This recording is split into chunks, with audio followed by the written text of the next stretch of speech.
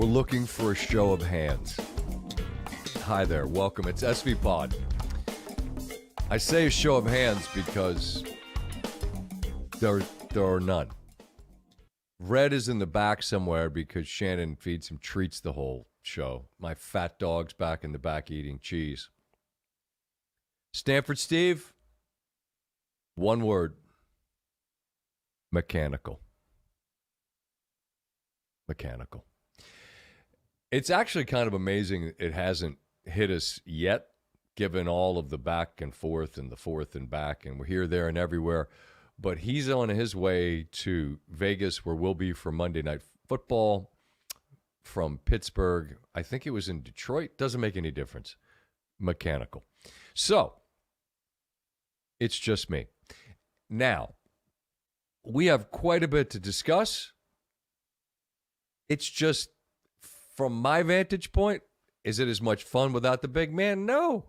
He played the sport. He's in Pittsburgh for game day and has the stories about what Coach Saban said, what this coach said, what that guy, this, that, the other. Anyway, it's just you and me. Show of hands. What a day. They all are really in this sport.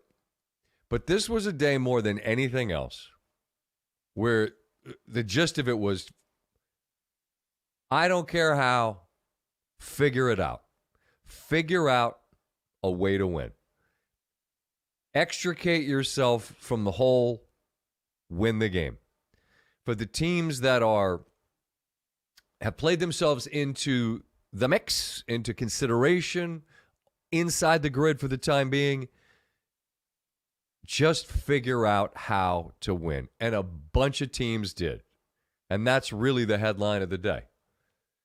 The most stunning comeback was the all-timer in College Station, biggest comeback in A&M history, which was the fact that they found themselves down 30-3 was astounding to begin with.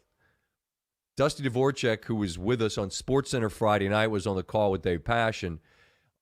We talked about that. We talked about all the games this weekend. He made a great point that he thought of the two teams in the SEC on the road that were small dogs, Oklahoma and Texas, it was far more important for Oklahoma to win because they really didn't have a big-time dub that they could point at and go, look at that one. I said, Tennessee?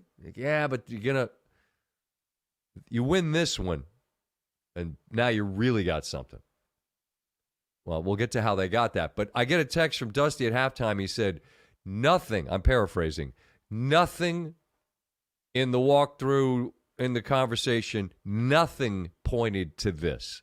And this, at the half, 30-3, A&M's down. And they've got a great resume. They've looked complete. Marcel Reed's been great. They turned it over a bunch today. I believe it was 4 times they did. That conspired. But I want to give South Carolina a ton of credit for how they played. And, man, they've done this a number of times. They leave there 3-7. They had Bama on the ropes. They got A&M on the ropes. I mean, shit, it's a knockout. If that's a fight, 30-3, you probably got the ref coming in and going, that's all she wrote. They didn't win either game. And it's a lot of A&M. You score in the second half quickly, inside about 4 minutes. Reed, touchdown pass. You get a stop on a 4th and 1, and then you score again quick. Now, all of a sudden, now you could see a path, right? Now you can see a path. Fast forward to it's 31-30. A&M's put themselves in front, get the ball back. They're going in, and everybody's giving Colin Klein his flowers, and he's doing an awesome job. Former K-State quarterback, OC. You got Elko signing a 10-year extension. You got everything lined up. You got your coach, your OC. Everybody's got it all alignment. What a comeback. Gig 'em Aggies. Sing the war hymn. Then they fuck around and run some nonsense trick play from the 1. What are you doing? Why? You throw a backwards pass and South Carolina plops on it, and that was one of those, had that led to a loss, would have been a lot to explain. As it turns out, it didn't. You've heard Stanford Steve talk so much about how Elko brings pressure, disguises pressure. I want to say it was 2nd and 1 after Sellers hit, I think it was Nick Harbor, on a 4th down, and then they gain about 9. It's like 2nd and 1, and A&M brings pressure. They get the sack, and then they bring pressure again and get a second sack. Now it's 4th down and forever. And South Carolina turns it over on downs, and A&M can celebrate a victory after they got too cute for their own good. You're on the 1. You got a really good O-line, and you got a defense in South Carolina that had been excellent, but the weight of the day felt like it had essentially cracked them, if not broken them. You managed to let it squirt through your fingers, but then in the end, that defense from A&M gets the stop, biggest comeback in school history, and you can exhale. Because it's the kind of thing where when you have wiggle room, you just don't want to squander it. On your home field is a 17-point favorite at 18, whatever it was. You're a 3-score favorite on your home field. And I get it. It's noon. Actually, it's 11 your time. And Kyle Field's always going to be Kyle Field. But, man, you guys were feeling it at halftime. But what great teams do, what do we always talk about? What A&M sign up for? 60. That's what the best teams do. And they figured out a way to win. Don't turn the ball over. Maybe you don't put yourself in that kind of hole. But, man, South Carolina played as good a first half as you can play. Like, perfect half of football. And I saw on social media, like, people giving Beamer shit walking off the field for going nuts. What's he supposed to do? Act like you've been there before? Man, you're 3-6. You're playing a number 3, unbeaten on the road, and you're whipping their ass. I have zero issue with that man walking off the field and imploring his group. You know? None. Now, I mean, it becomes a meme or whatever after the fact, but that's a great half, and I had no issue with that. I did have an issue with the cop with Nick Harbor, and I mean, that turned into a thing. I actually know Nick. He's from this area. 6'5", 245, one of the fastest humans at that size on planet Earth. And they've kind of figured him out, unlocked some this year. If he catches it moving, and you're even with him, well, what's the old line? If I'm even and I'm leaving, you're not catching that cat. And he ends up running up the tunnel and then, runs into the officer. And nothing but respect for police. My brother was a cop, man. I get it. It's a hard job, this or that. But what are we doing? I'm not trying to pile on because, I guess the guy got sent home and everybody's calling for his job. I'm not calling for his job. I'm just saying, for God's sake, man, don't be a tough guy. Guy's wearing a uniform. Come on. What are we doing? What are we doing? Anyway, hell of a comeback. Hell of a comeback. You don't squander any of your capital that you've worked so hard to earn. And now you prove to yourself you can win a game like that if need be. Didn't have that as a possibility. Dusty, talking about teams leading into it, didn't have it as a possibility. And they end up happy in College Station after that victory. Figure out how to erase deficits. Today, I wrote down a number of teams. I don't know how in-depth I'll get with people that are in the periphery of the playoff or in the playoff. Michigan's on the back end of it at Wrigley against Northwestern. You get a late field goal. What an awesome scene that is at Wrigley. It's just, Wrigley's Wrigley, but just such a cool scene in the great city of Chicago. And Northwestern fights hard. That team's battled this year. They've impressed me. But Michigan manages to walk it off on a field goal. The only 3 points they got in the fourth quarter. Don't lose as a double-digit favorite to a Northwestern team you're supposed to beat. They don't. Still have a path. Had Lincoln Riley on SportsCenter on Friday night.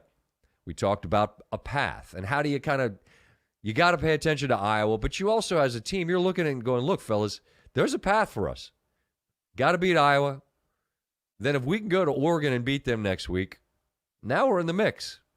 Well, you're down 14-0. It's pouring rain in Southern California. As we're on now, I'm looking at the San Diego-Boise game, and that's being played in the pouring rain out there. We're heading to Vegas. It's always sunny in Vegas. I think it's raining out there. Whatever. We have rain gear.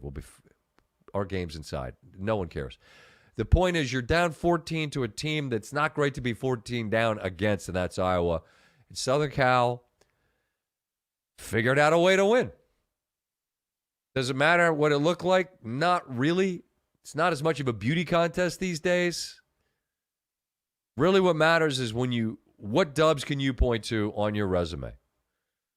For SC, your best wins is against Michigan, and Iowa wins a team that was in the top 25 this week. Next week's your game. Next week's your opportunity. You got to go to Autzen and you play Oregon.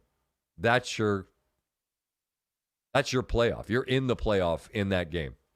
And by that I mean it's a playoff game. I don't know if you're in the playoff if you win it. I just know that for you that's a playoff game because you have to win it.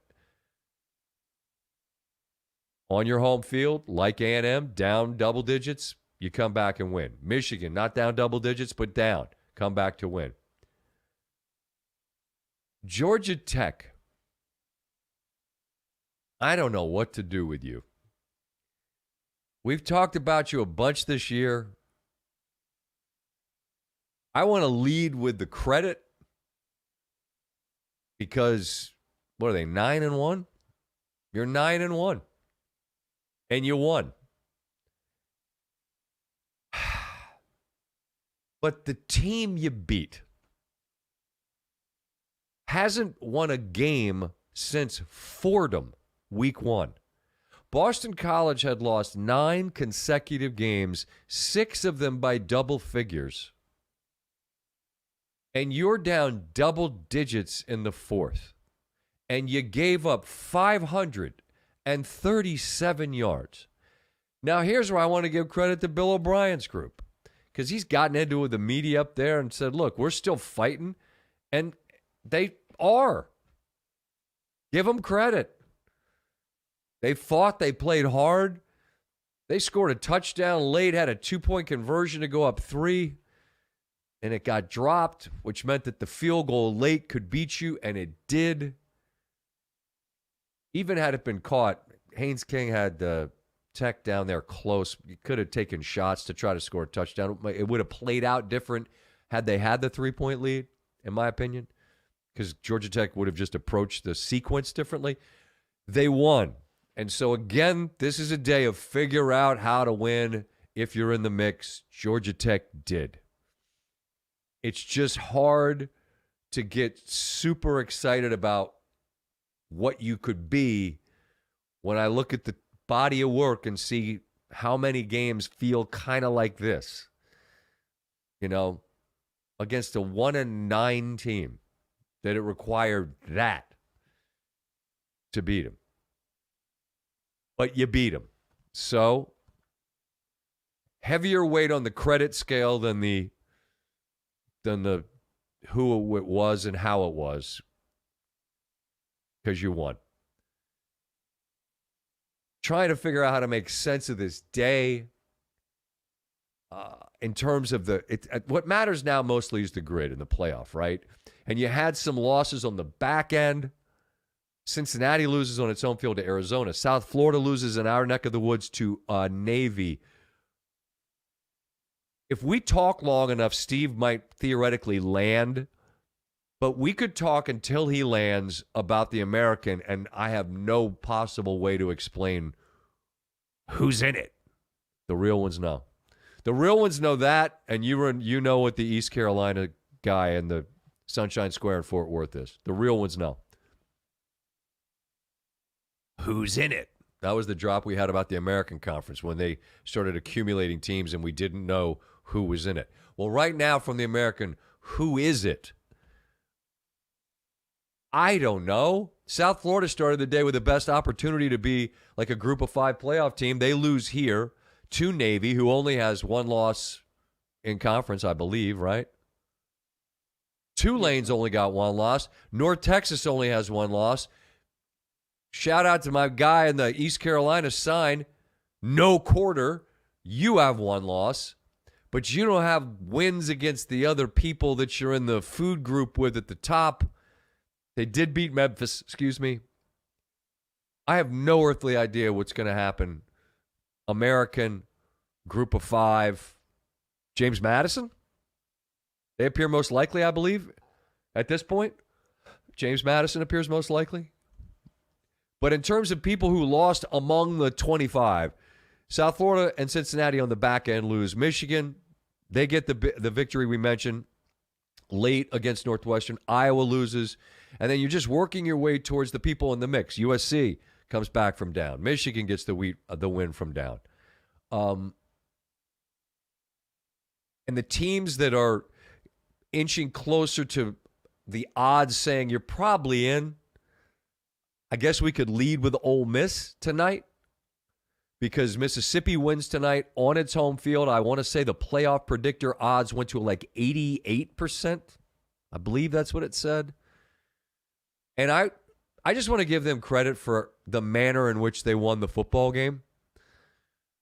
Florida has had a lot of games where they fought hard. Their most recent game prior to this, they got absolutely worked by Kentucky. And so what are you going to get out of Florida? They're a double-digit dog. They go into the Grove. They're up at the half. It's 24-20. No one scores in the third. And through the years, Mississippi, as they've gotten better, and I say through the years like they've got a long history of being in this place. They really don't. Speaking of Kentucky, what kept the Rebs out of the playoff last year? Almost certainly that home loss to Kentucky, right? Don't kick a game you're not supposed to kick. Well, 24-20, you're down. 15 minutes are left. The longer it goes, the scarier it gets. But Mississippi goes on like a 6-play, 80-some-odd yard drive, early fourth. They score 27-24. Now can you hang on? Well, they did. And it was the defense that got a turnover. I remember against Arkansas early this year, it was the defense that got a late turnover to beat Arkansas. And it was the defense that got a turnover middle of the fourth with Florida driving down 3. And Lagway threw a pick. And, man, the thing I'm most wrong about in this season was Clemson. Probably second was that I thought that DJ Lagway would ascend, and I thought that he'd take a step forward and do perhaps like a Marcel Reed, be a player like that. That's not what he's been. And that pick he threw took his season tally to a dozen interceptions to 11 touchdowns. I mean, you can't get anything done doing that. And Florida played an excellent game. They've got an opportunity to attempt a field goal, worst case, throw it to the wrong team. Mississippi drives down there, and I get what Lane was doing with about 2.5 to go. It's a 4th down. You're close. They went for it rather than kicking a field goal because kicking a field goal means you could lose to a touchdown. Hashtag it's just math. I get it. But when you don't get it, which they didn't, it means Florida has an opportunity. They did nothing with it. Gave the ball back immediately. 4 downs later to Ole Miss on about the 2 or 3 yard line, and they cashed a score immediately, and then it's 34-24, and that's how the game ends. So the only 14 of the second half are scored by the home team. And this Mississippi team that has not been able to get over this hump, hasn't been in the real deep end of the pool a lot. This is good. This is as close as they've been to being a playoff team. And now they enter their bye in advance of the Egg Bowl. And the chatter is that Ole Miss is going to have a heart-to-heart, I suppose you could say, with Lane about, hey, what do you want to do? You got to buy, and you've got a lot of conversation about where, right? LSU, Florida, Auburn years ago supposedly was very interested. He can only coach one place, and he already does coach at a place where they're in line to be a playoff team. And it's an incredible position to be in a sense, because your team you coach has a chance to be a playoff team, and you're about to hit the lotto. But the conundrum is this where you want to be? Because you've got alignment, you got a good NIL situation. You could ask for and probably get damn near anything to stay. But ultimately, do you want to? And you're going to have to figure it out in this time. Because, I mean, it's not the same, but the situation is similar. If you go back, the team I root for in basketball had a coach that was being rumored to be interested in another job, or they were interested in him. And then it got awkward. And it gets awkward when that's the topic of conversation. And so I think it'll come to a head here with, hey, what do you want to do here? Good to be him. Good to be Jimmy Sexton. And it's good to be an Ole Miss Rebel fan. Excuse me, I should say it's great to be an Ole Miss Rebel. I don't know if y'all do that, Cheer. Most people do. You just make the syllables work and you say it's great to be.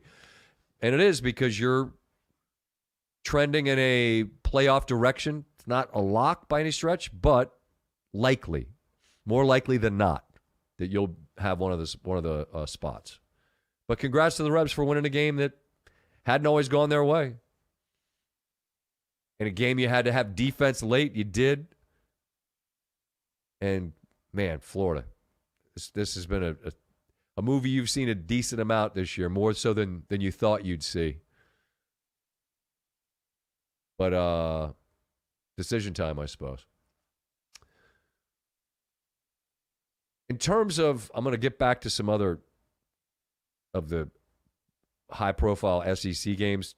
The top of the food chain, ranking-wise, is Ohio State and Indiana. Ohio State continues to play exclusively from miles ahead. They don't give up first-half touchdowns.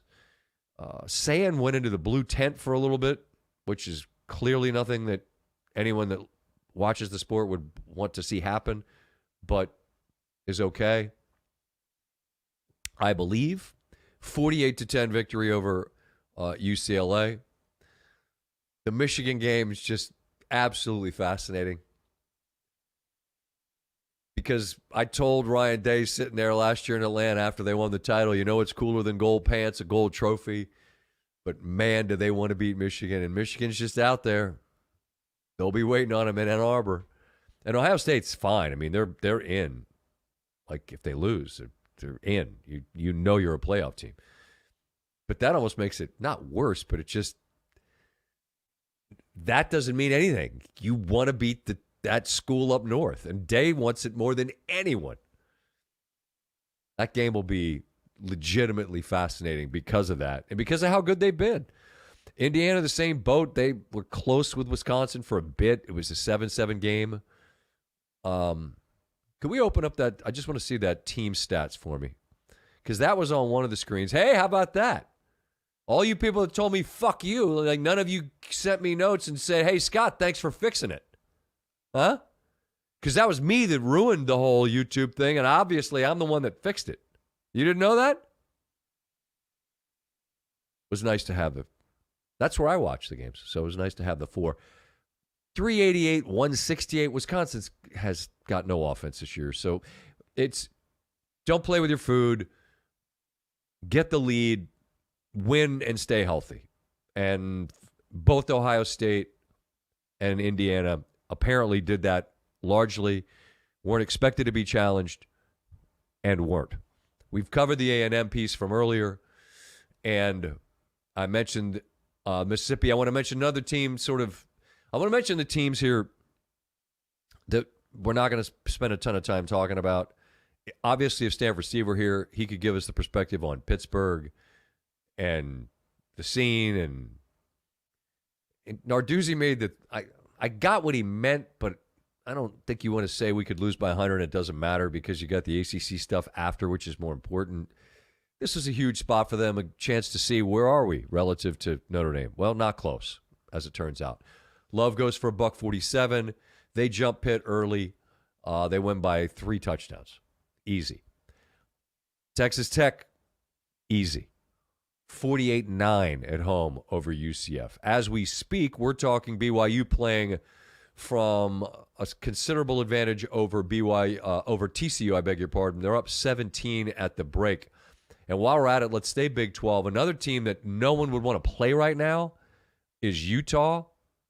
They've won by an aggregate like 150-something to 40 their last 3 games. They went down to Baylor and stomped the Bears in Waco. A bad read out of me on that. I had Baylor plus the number in winners. Not close. The problem for Utah, while they're ranked pretty high in the playoff ranking, their 2 losses in the conference are to the 2 teams that are ahead of them ranking-wise, BYU and Texas Tech. So that's the problem for a Utah team that I think they look like a team you certainly wouldn't want. But it's crowded in the middle of the Big 12. And, again, as we speak now, BYU comfortably ahead at home over TCU, and Texas Tech won by a zillion against UCF. It was 14-0 in the blink of an eye in that. And no hangover post visit from game day. That's what you want to see. I don't care if it's in the NFL or in college football. Ohio State and Indiana have almost exclusively done it. Texas Tech has largely done it. If you're that good, if you're that much better, then play like it. Stomp people. It can happen in college football far easier than it can in the National Football League. But Texas Tech did it. I mentioned Notre Dame. They continue to impress. And so really what it comes down to in terms of sort of the moving pieces on this day were 2 games that were within the SEC because you had ranked and you had good on good. Oklahoma in T-Town against Alabama. Texas in Athens against Georgia. Oklahoma looked like a playoff team to me. Now, offensively, they did very little. You rarely see a box score that looks like this for a winning team. They basically got doubled up. Bama had 400 and some odd yards, and Oklahoma had 200. It's like the fewest yards they'd had in a win in more than 20 years. But one possession where you scored, you didn't need the football because you got a pick 6. Then you get a fumble on a punt, and you scored 2 plays later. And then your defense just bows the hell up. And in Tuscaloosa, they largely bottle up Alabama, and they get a monstrous win. Monstrous win. I don't know every single team's schedule this season, but I would posit, that's a Rinaldi word, I would posit that the 2-game stretch back-to-back with a bye in the middle of wins in Neyland Stadium in Knoxville and in Bryant-Denny Stadium in Tuscaloosa are as good as anyone's got back-to-back wins all season long. Dog on the road against team in the playoff mix, and you beat them both. And what's Oklahoma have left on their schedule, please? Because they're in the middle of this ridiculous stretch where they did lose to Ole Miss. Now they've got Missouri and LSU. Well, as Coach Corso always made the point, these are 18 to 22-year-old young men. Week to week, it's fluid, roller coaster. It's unusual to see consistency in the sport. And Missouri's certainly capable, and LSU's had a rough season. Certainly not the one anyone anticipated. But you just look, Look no further than A&M today on their home field as three-score favorites at home. I'm not giving anyone anything, but to get 2 in a row, and I think to lean on your defense, which is what everyone thought they would do when Venables went there. It didn't happen immediately, but it certainly has. It certainly did today because they win it because of their ability to withstand that drive late. When Bama starts moving the ball out towards midfield there, and you're thinking, are they going to get close enough for a kick to win it? And the answer was no. The answer is no. And that's as impressive a win as you'll see because of who they beat and where they beat them. And the fact that, again, if you were watching SportsCenter, I don't want to frame it this way because it's going to sound so loaded, but the who needs it more question just feels like what we do in media that just feels just dumb and lazy. But really what I want to know is between Texas and Oklahoma.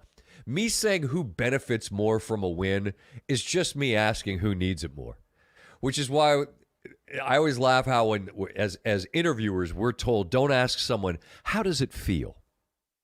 Shout out to the late, great D'Angelo. I'm not asking it, how does it feel quite like he did, but you're not supposed to ask an athlete, how does it feel? If I say to an athlete, describe your emotions, what am I asking them to do? Exactly. How does it feel? And asking who benefits more from a win is asking who needs it more. And Dusty's answer was Oklahoma. He thought that the fact that Texas beat Oklahoma, and I guess they get the home dub against Vandy, which looks pretty good because they're in the middle of the playoff mix. Oklahoma benefited more from a win victory, and they got it. So I salute the Sooners. Boomer. Shout out Miami, Oklahoma. Steve Owens, Tinker Owens. I'm taking this back in the day to my grandmama. They get the victory on the road. Pardon me. Texas did not. The Georgia game, man, you were up against it. You know why? Because McConaughey had the loins low. Butterscotch. All right.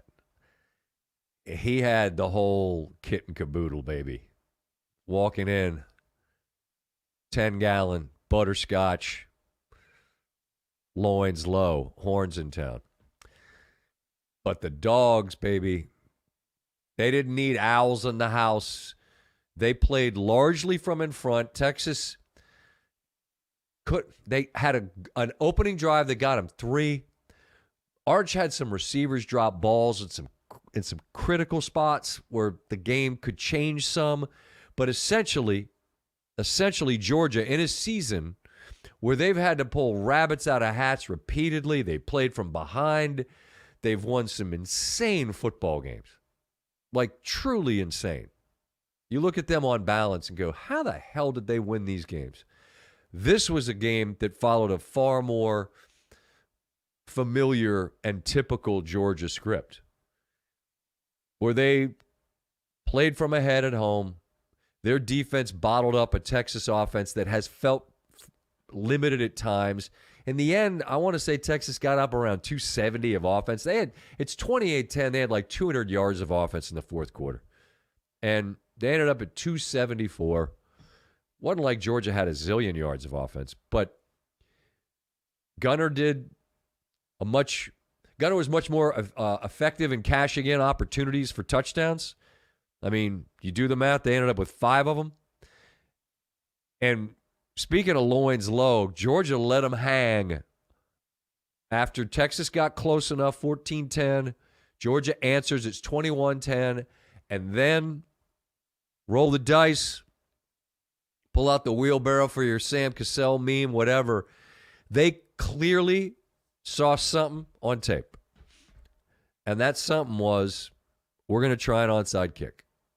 Now, if it doesn't work, you gift wrap field position after you just regained a 2-score lead, and it'd be easy to say, why are you messing around with that? Right? Why are we messing around and putting them up around the 40, 45-yard line when they're not moving the ball super easily? They saw something on tape.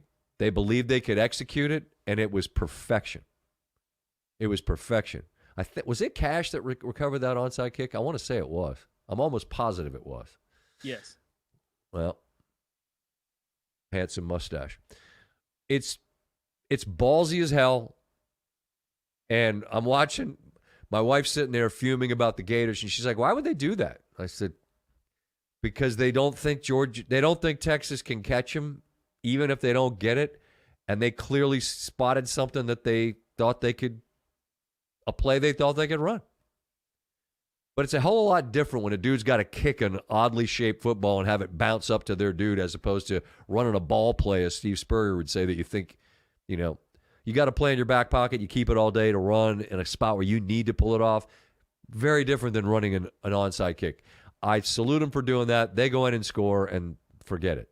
Light show, Sanford Stadium, everybody's happy. Texas is, you guys been listening all year. I mean, I think Texas people think they suck. That's not what I've ever said. What were they ranked? 10th at the start of this week? I don't know, man. They're fairly limited offensively. They've got their playoff game, their last home game of the season. Thanksgiving week, A&M comes to town. And that's after they play Arkansas. And, buddy, hide the mashed potatoes. Shout out to Bunky Perkins. Arkansas lost again today. What did they lose by 1? They're 2-8. They have 7 one-score losses in their 8 losses. Now, the one that wasn't a one-score loss, buddy, they got their money's worth because Notre Dame got them by about 100. But they lose by 1 in Baton Rouge. They've lost 7 one-score games.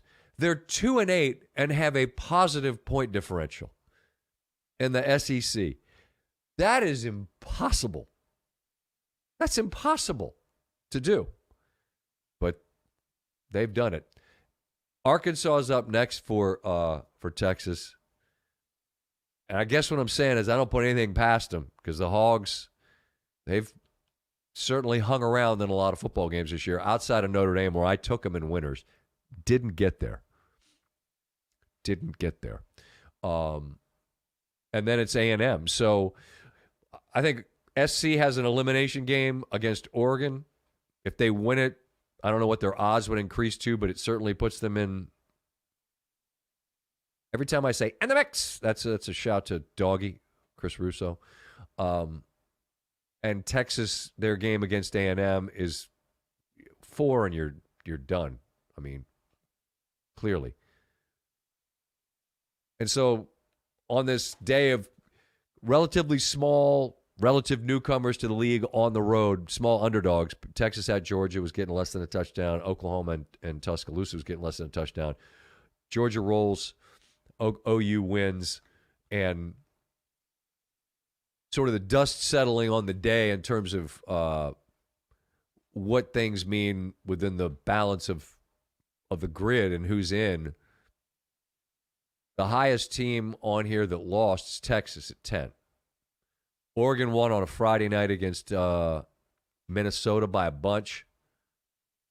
And again, as we speak now, at the half out in Utah, BYU has a big lead. So I'm not as lost on the ACC as I am on the American because I don't know how to make sense of the American. But Georgia Tech winning, and shout out to our guy Jack who helps us out, makes us look smarter than we are with this. The gist as it relates to them is Georgia Tech winning, and even though I framed it as I did, that you don't want to have to win like that against a 1-9 team, but they did. Their path is still the most direct to the ACC championship game, along with, I believe, Virginia, who went to Duke and won in a tricky spot there. Miami's the highest rated inside the playoff ranking, but again, I think everyone understands that's fake Steve's suggestion the other day, as it relates to the television show where you see Miami there, it should say ACC.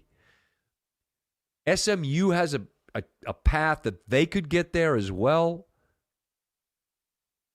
Pittsburgh lost to Notre Dame, but that doesn't impact them within the ACC because they're still 5-1. So Miami could be the highest ranked team, but it isn't going to matter. They needed some carnage in front of them, and Tech would have certainly qualified as that had they fallen, but they didn't. They didn't. And Tech still got a gigantic home game against Georgia a bit later. And let's not forget what they did last year. What was it, 8 overtimes in Athens? Some preposterous number. That was Haynes King forever game. Holy crap, that dude balled his ass off that night. Man, he played awesome. You still got that game for Georgia Tech. So in terms of where they are ranking-wise, there's an opportunity for you to get a gigantic win. But ultimately, like that league, and it gets really convoluted, but there was some kind of a path where if you had the wrong winner, I guess you could say, from the ACC, that they could get passed ranking-wise by someone else, and then Miami could go. All these permutations, it's fairly confusing, but less so because Georgia Tech won and Virginia won. And Miami rolled NC State, but the fact that they lost at home to Louisville, who lost in excruciating fashion on Friday night to Clemson. Louisville's victory at Miami has just gone up in smoke with an OT loss at home to Cal, and then a loss at home last night to Clemson, Friday night, I should say. Well, they had 6 penalties in the fourth quarter and missed not one but 2 field goals that would have given them the lead. They switched kickers at the end. Everyone missed. I give Clemson credit. I mean, I'm sure they don't want a parade for being 5-5 because this was not the year that, 5 losses is, to say it's not the year that anyone thought, yeah, no shit, Scott. But as he said afterwards in his interview, I agree. You guys can think whatever you want about Dabo. What he said last night is absolutely real. And this day and age when dudes are like, tap, see ya. I'm leaving because I'm not starting. I'm leaving because somebody else got more money than me. I'm leaving because I'm not getting enough run. I'm leaving because we're not in the playoff this year and I'll just go red shirt and play someplace else. They've played for one another. And yeah, you needed some missed kicks to win, and you needed 6 penalties against Louisville in the fourth. Their fans were pissed. I don't blame you. Every flag seemed to be against Louisville. And I had Clemson in winners, so I was rooting for the outcome from a spread perspective. Field goal wouldn't have killed me, so I'm just saying objectively, it seemed like every flag was against the home team. But the ACC's been chaotic. Louisville beats Miami, but they can't stand prosperity, and they immediately lose a couple of games. So don't know who we're going to get group of 5-wise. Looks like it could be James Madison. Many people pointing out it could be Cignetti versus James Madison, which would be quite a thing. Seems like maybe JMU's coach. Everybody's going to be looking for the next Cignetti, and maybe the folks are going to go trying to poach Harrisonburg again. But that's where we're at. What time is it? 12:15. Trying to see if I could filibuster long enough for Steve to land. I don't know that I can do it. Flag football could give you some updates. Falcons and Steelers remain wagons. Doubleheader for the Steelers. Big dubs there. No one cares. Actually, some people probably do. A lot of people enjoy them, especially around here. Got to be careful about that flag talk because it's the streets have ears. I just want to make sure I didn't forget about anybody. In terms of other things that I saw today, I just, I don't even, God bless, I don't want to say his name. I also don't know his name. I just know that I feel terrible for the poor kicker for Utah State. Picked him in winners, getting 6. They lost by 3 in overtime. He missed an extra point and 3 field goals. 2 of them would have won the game for Utah State. But Mullins guys got the dub. Very entertaining game, but pretty heartbreaking if you Utah State would have gotten them bowl eligible. Trying to think of what else from today, because the hieroglyphics get lost in translation. Fire me up just today's scores here. This is truly show of hands time. Let me just scroll. Let's scroll. We touched on all these things, results. Shout out Guns Up, Ole Miss, Notre Dame, Utah, et cetera, et cetera. These are our ranked. Okay. Virginia. Whoa. Jack, I'm sorry. I didn't mention Tennessee. We've reached that portion of the year where the SEC teams play someone that's not in the weight class or food group. You guys laid it on New Mexico State, 42-9. Rocky Top. We got the Navy dub. I mentioned the Arizona win. That was a tough loss for Cincinnati on an historic Nippert. That's disqualifying for them. Big picture within the body of the Big 12, which is really it's Texas Tech and BYU again, because while Utah looks real good, they're behind the teams that beat them.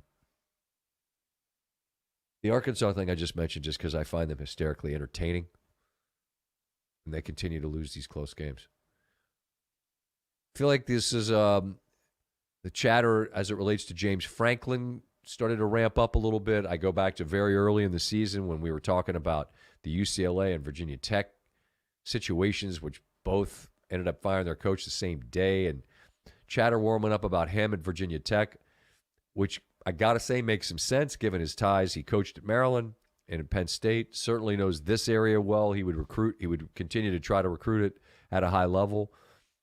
I wondered if maybe he was kind of waiting around to see are there other jobs that might be more interesting or where a fit might make more sense. I think that's a fit that, unfortunately for the team I root for, makes a ton of sense. And, I mean, if you're Virginia Tech, you can't wait for him to wait for other things. So you say, all right, let me know. Let's go. You want to do this or not? So the fact that conversation, I believe it was Pete Thamel was talking about that on game day. I think eventually here, what are we, middle of November? I mean, people are going to want to start getting out ahead of it and start trying to win some press conferences and say, hey, here's our new guy. I wonder how soon that will start to happen.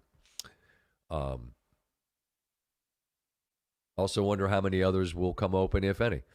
The one thing that you know for sure, and this was brought up the other night on the ranking show, teams are going to lose. Teams are going to lose games that no one thinks are going to lose games. And so, again, I go back to where we started this conversation. I just salute the teams that figured out how to win games that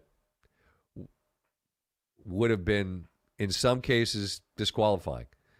If USC loses to Iowa, you're done.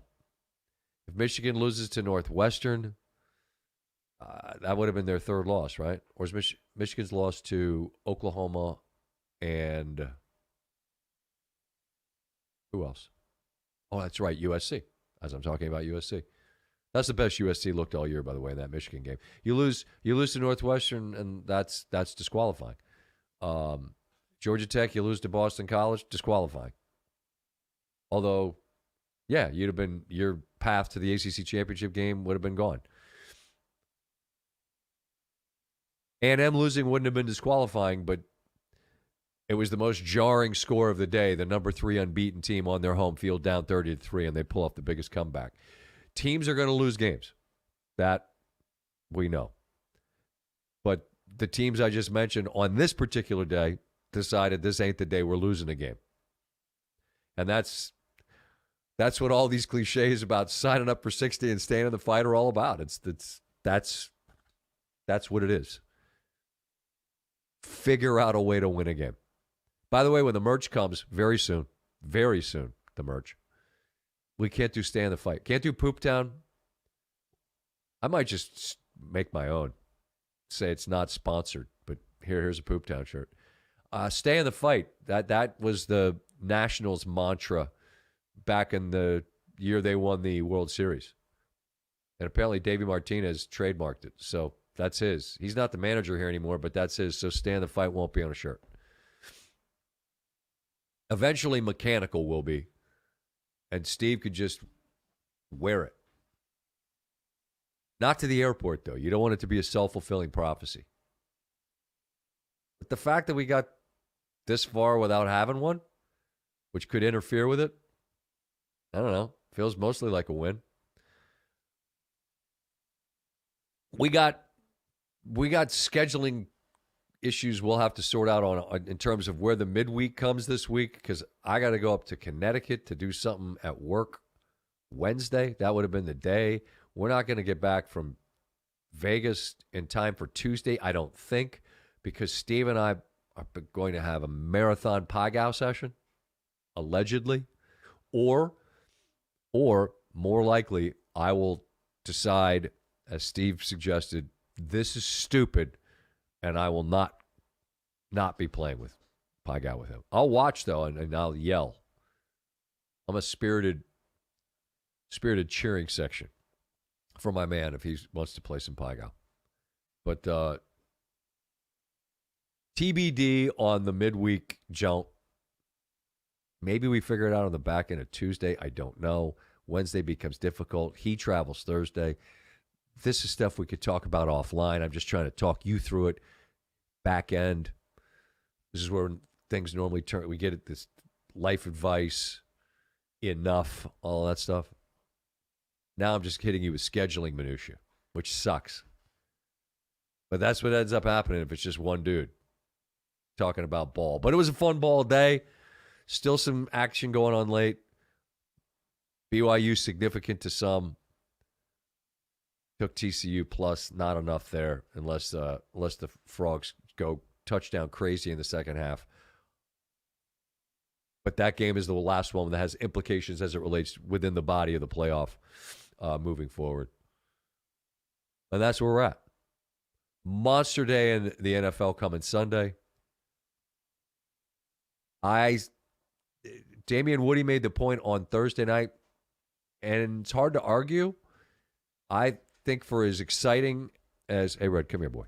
As exciting as the Rams Seahawks game is, because they've both been playing so well. Maybe it's semantics, but is the most important game not Broncos Chiefs, because the Broncos lead the division that the Chiefs have owned for almost a decade, and if the Chiefs lose that game, that's five L's. 5, buddy.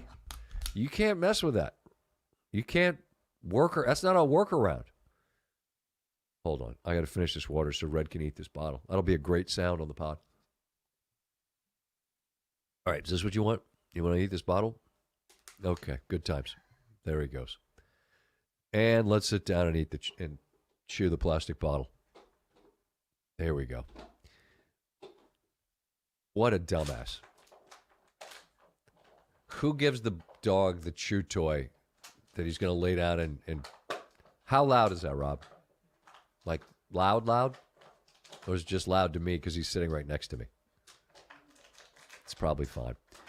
No, it's not. It's really distracting. Hold on. Red, let's shut that down, pal. Let's shut that down. There we go. Or take it in the back. Or there we go. Come on, buddy. Here we go. Not a single human is with us right now. There we go, Red. And he's off. Fun with dogs. He just ran to the back. He can eat it back there. We wrap up Week 11 in Vegas. Chiefs, Broncos, Lions, Eagles, Seahawks, Rams among the best games. Bucks, Bills. Bills aren't in the same spot as the Chiefs because they beat them, but got a couple of teams that are arriving off losses. The Bills watched the Patriots go out and win again on a Thursday night. That team's got the AFC East not in hand, but it's their hand to play. Their hand to play. So the Bills are in a spot where they can't keep kicking victories away.